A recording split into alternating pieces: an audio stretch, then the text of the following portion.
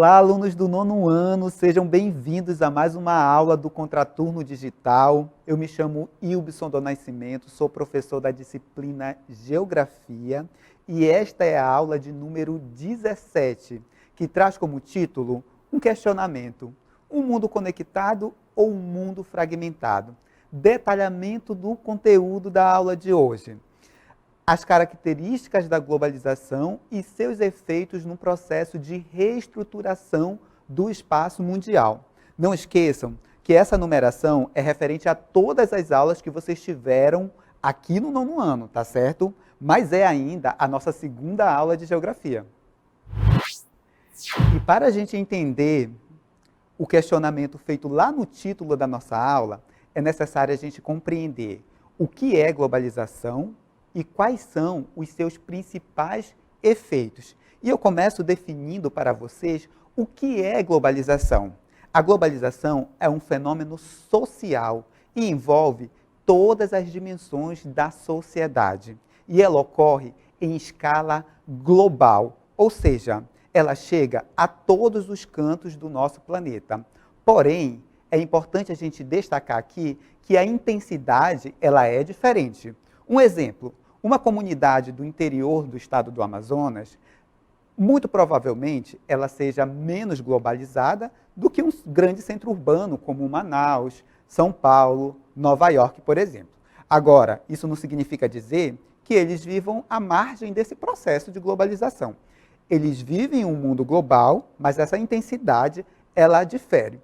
Portanto, a gente costuma dizer que a globalização ocorre em todo o planeta, mas a intensidade do processo ela vai mudar de acordo com cada lugar. E a globalização é esse processo que consiste numa maior integração, numa maior conexão dos aspectos culturais, econômicos, políticos, sociais, ou seja, é esse momento de intensa interligação, de intensa conexão entre os lugares e pessoas. Mas, professor, quando esse processo ele teve início? Bem, aí a gente chega num ponto um pouco controverso da nossa aula. Muitos estudiosos irão dizer que a globalização ela tem início lá no século XV e no século XVI, durante o processo de expansão marítimo-comercial, que é quando os europeus eles saem do seu continente e chegam a terras mais distantes, como, por exemplo, as Américas, certo? Outros irão afirmar o seguinte: nós não precisamos ir tão longe para encontrarmos a gênese, o início do processo de globalização. E ela começa, segundo esses outros autores, na década de 70, com a terceira revolução industrial. Outros vão dizer o seguinte: olha, a globalização ela vai ter início a partir da consolidação do modo de produção capitalista enquanto modo de produção hegemônico, e isso vai ocorrer na década de 90, no início da década de 90, com a queda do regime socialista. Professor, para que lado eu devo correr no caso de uma questão referente ao início do processo de globalização? Bem, normalmente o autor ele vai dizer para vocês com qual ideia ele vai coadunar, mas a gente pode entender que a globalização ela começa lá no século XV e XVI e que ela vai se intensificando ao longo dos processos históricos. A globalização, tal como a gente conhece hoje, só vai acontecer a partir da consolidação do modo de produção capitalista e da evolução dos meios de transporte e de comunicação, que deu aquela sensação que o nosso planeta, que o nosso mundo, ele encolheu em decorrência do tempo para percorrer uma distância de um ponto a outro do nosso planeta. A evolução nos transportes e nas comunicações, ela foi essencial para a consolidação do processo de globalização. E aqui a gente vai ver essa evolução, principalmente a que ocorreu no último século. Olha só esse aviãozinho que vai passar aqui na tela. É o 14 bis, projetado por um brasileiro chamado Santos Dumont.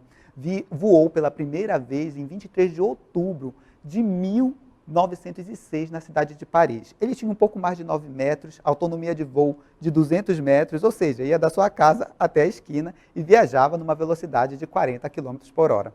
E hoje nós temos aeronaves desse tipo que vocês vão ver aqui, que conseguem, algumas é claro, viajar a uma distância de mais de 15 mil quilômetros, a uma velocidade superior a 1.000 km por hora, e algumas conseguem levar até 800 passageiros. Uma grande evolução, não é? Essa evolução também vai ser sentida no meio de transporte marítimo. Nós deixamos de usar essas caravelas características do século XV e XVI, pequenas, um pouco mais de 30 metros de comprimento, e passamos a utilizar navios bem maiores, bem mais velozes, que conseguem percorrer distâncias relativamente grandes ou grandes em um espaço de tempo muito curto. Uma viagem que durava meses, ela vai ser feita agora em dias ou até mesmo horas. A evolução nas comunicações também foi essencial para a consolidação do processo de globalização. E para a gente ter um panorama de como se deu, eu trouxe um aparelhinho aqui de telefone, lá da década de 40, que mal fazia e recebia ligações. E esse aparelho foi substituído pelos modernos smartphones, que permitem a nós, usuários, nos conectarmos com pessoas e lugares em todo o mundo, certo? Isso deu uma maior agilidade para que a gente tivesse uma maior circulação de capital e de informação. Uma notícia, por exemplo, que acontecia no continente europeu, chegava aqui dias ou até meses depois. Hoje, isso se dá de forma instantânea, em tempo real. As transformações vivenciadas nos meios de transporte e nas comunicações, elas viabilizaram um incremento do fluxo de mercadorias por todo o planeta. A gente tem as embarcações que conseguem sair e chegar em todos os pontos do nosso planeta, levando uma grande quantidade de mercadoria, e isso possibilitou que a gente tivesse uma maior fluidez de pessoas, mercadorias e capital por todo o território global. Então, professor, a globalização realmente promoveu o processo de integração em escala global? Olha só, a globalização é bem contraditória. E ao mesmo tempo que ela possibilitou a conexão entre os diferentes lugares do nosso planeta, ela também promoveu o processo de fragmentação dos territórios, criando, por exemplo, a formação dos blocos econômicos, que nada mais são que a junção de um grupo de países que vão se unir para se proteger do mercado internacional. A gente tem a União Europeia, formada pela Espanha, França, dentre outros. Temos também o Mercosul, formado pelo Brasil, Argentina e outros. Temos também o NAFTA, formado pelos Estados Unidos, Canadá e outros países. E temos também o Pacto Andino, formado pela Colômbia, Bolívia. Esse é um exemplo, do ponto de vista econômico, de como a globalização promove o processo de fragmentação do território. No aspecto cultural, ao mesmo tempo que a globalização ela deu visibilidade a povos e grupos minoritários, ela também criou o que nós chamamos de cultura global, certo? E nessa cultura global, a gente tem a padronização do comportamento de todas as sociedades. E isso pode levar à aniquilação de grupos, de culturas consideradas minoritárias. Como é que a gente observa essa cultura global? A gente observa através do idioma, que é o inglês, utilizado como idioma oficial desse mundo globalizado. A gente observa também essa padronização através dos hábitos alimentares. A gente tem aí, por exemplo, as redes de fast foods que estão presentes em todas as sociedades, ou pelo menos em boa parte das sociedades. Temos também a padronização dos gostos musicais, da forma de se vestir, e também o mesmo acesso à informação, a essa rede de comunicação, ela pode levar ao comprometimento existencial de grupos que são considerados minoritários. Ao mesmo tempo que a globalização favoreceu o aparecimento de grandes instituições financeiras como bancos, multinacionais, que geram, que produzem riqueza, ela também deixou evidente a pobreza de uma forma escancarada entre pessoas, entre países, entre continentes. Então a gente observa que com a intensificação do processo de globalização, fica ainda mais evidente a diferença, o abismo que separa ricos e que separam pobres. Isso vale para países, isso vale para continentes, isso vale para pessoas. E esse talvez seja o lado mais perverso da globalização. Deixar evidente essa desigualdade social econômica que é latente na nossa sociedade.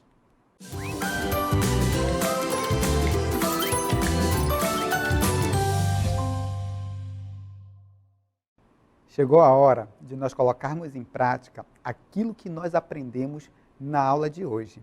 E aqui eu tenho uma questãozinha para a gente testar os nossos conhecimentos. Vamos lá? Olha só, temos uma questão aqui da Universidade Federal do Rio Grande do Norte e ela diz o seguinte: a globalização faz parte do processo de expansão do capitalismo, que atinge as diversas esferas da sociedade em escala planetária. Sobre a globalização, é correto afirmar que se trata de um processo o qual, vamos lá, assertiva A, embora apresente tendência à homogeneização do espaço mundial, é seletiva e também é excludente. Letra B, embora apresente tendência à fragmentação do espaço mundial, tem reduzido as desigualdades socioeconômicas. Letra C, eleva a produção de riqueza e conduz à distribuição equitativa da renda entre os países do mundo. Letra D, reduz a competitividade entre os países e ameniza os conflitos nacionalistas. Olha só, turma, um segredo para vocês. Tão importante quanto marcar a alternativa correta é você saber o porquê as demais assertivas elas estão incorretas, certo? Vamos lá. Letra A. Embora apresente tendência à homogeneização, e a gente viu que é uma tendência do processo de globalização, a globalização ela é seletiva e também é excludente. Beleza, professor? Eu acho que essa é a nossa alternativa correta. Vamos verificar? De fato, a alternativa A é a correta, mas vamos ver o que as outras assertivas, o que as outras alternativas, elas trazem de errado. Letra B. Embora apresente tendência à fragmentação do espaço mundial, tem reduzido as desigualdades socioeconômicas. E a gente viu que a globalização ela tem ampliado essas desigualdades que são sociais e são também econômicas. Letra C. O que ela tem de errado? Ela diz o seguinte: eleva a produção de riqueza e conduz à distribuição equitativa, à distribuição igual de renda entre os países do mundo. A distribuição de riqueza ela não acontece de forma igualitária e esse é o erro da assertiva C. Letra D. Reduz a competitividade entre os países e ameniza os conflitos nacionalistas. Questão totalmente errada. Não reduz a competitividade entre os países e muito menos ameniza os conflitos nacionalistas. A globalização tem promovido o que nós chamamos de xenofobia, que é justamente a aversão aos povos estrangeiros. Se acertaram a questão, vocês estão de parabéns. É sinal que vocês conseguiram compreender a essência desta aula e deste conteúdo. Estamos chegando ao fim de mais uma aula, mas antes nós verificaremos os principais pontos abordados na aula de hoje. A gente viu, primeiramente, o que é globalização. E a gente definiu globalização como sendo esse atual contexto em que vive a nossa sociedade, de extrema conexão, de extrema ligação entre lugares e entre pessoas. Vimos também a origem do processo de globalização. Percebemos que ele é bastante controverso, mas chegamos a um ponto em que a gente amarrou o início do processo de globalização à expansão marítima comercial ocorrida lá no século XV e no século XVI. E ela veio se intensificando, se consolidando a partir da consolidação do modo de produção capitalista. Ela se intensificou lá durante a terceira Revolução Industrial, na década de 70, e ganhou corpo, a forma como a gente conhece hoje, a partir da consolidação do modo de produção capitalista enquanto hegemônico. E isso ocorreu lá na década de 90.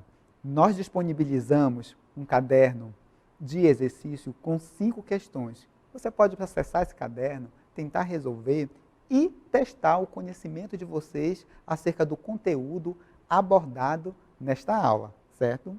Então a gente fica por aqui e até um próximo encontro. Logo mais teremos mais uma aula de geografia aqui no Contraturno Digital. Tchau, tchau e fiquem bem.